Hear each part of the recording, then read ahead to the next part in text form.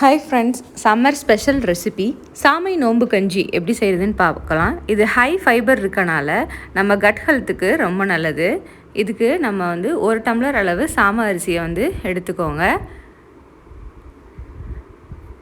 அந்த 1 டம்ளருக்கு 1/2 டம்ளர் பாசிப்பருப்பு, இது ரெண்டையும் நல்லா கழுவி சுத்தம் பண்ணி எடுத்துட்டு ஒரு அரை மணி நேரம் நம்ம ஊற வச்சுக்கலாம்.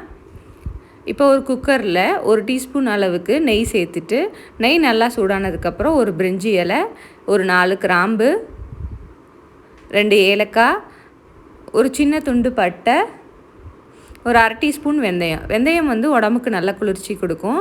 இதெல்லாம் நல்லா பொரிஞ்சு வந்ததுக்கப்புறம் நம்ம வெட்டி வச்சுருக்க வெங்காயத்தை வந்து சேர்த்துக்கலாம். ஒரு மீடியம் சைஸ் பெரிய வெங்காயத்தை வந்து வெட்டி சேர்த்துக்கோங்க.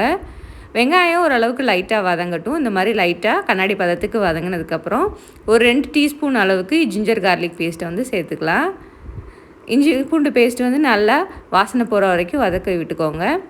இப்போ ஒரு கப்பில் புதினா கொத்தமல்லி ரெண்டையும் சேர்த்து எடுத்து வச்சுருக்கேன். இது ரெண்டையும் சேர்த்து நல்லா வதக்கி விட்டுக்கலாம். ஒரு 2 மீடியம் சைஸ் தக்காளியும் சேர்த்து நல்லா வதக்கி விட்டுக்கோங்க.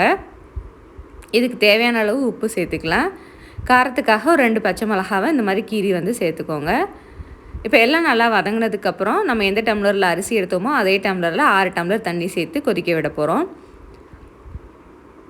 தண்ணி நல்லா கொதித்ததுக்கப்புறம் இப்போ நம்ம கழுவி வச்சுருக்க அரிசியை வந்து இதில் சேர்த்துக்கலாம். ஊற வச்சுருக்க அரிசியை வந்து இதில் சேர்த்துக்கலாம். இது சேர்த்துட்டு ஒரு 3 விசில் விட்டு இறக்கணுன்னா அது நல்லா வெந்து வந்திருக்கும். இப்போ ஒரு 3 விசில் விட்டுக்கலாம். இப்போ நல்லா வெந்துருச்சு, விசிலெல்லாம் போயிடுச்சு. இந்த சமயத்தில் நம்ம வந்து 1 கப் அளவு தேங்காய் பாலை வந்து திக்கான தேங்காய் பாலை வந்து அரைச்சி எடுத்து வச்சுருக்கேன். இதையும் வந்து இதோட சேர்த்துக்கலாம். தேங்காய் பால் தான் இதுக்கு நல்ல டேஸ்ட்டு கொடுக்கும். உடம்புக்கு ரொம்ப நல்லது, குளிர்ச்சி, வெயில் காலத்துக்கு ரொம்ப நல்லது. சாமை நோம்பு கஞ்சி தயார்.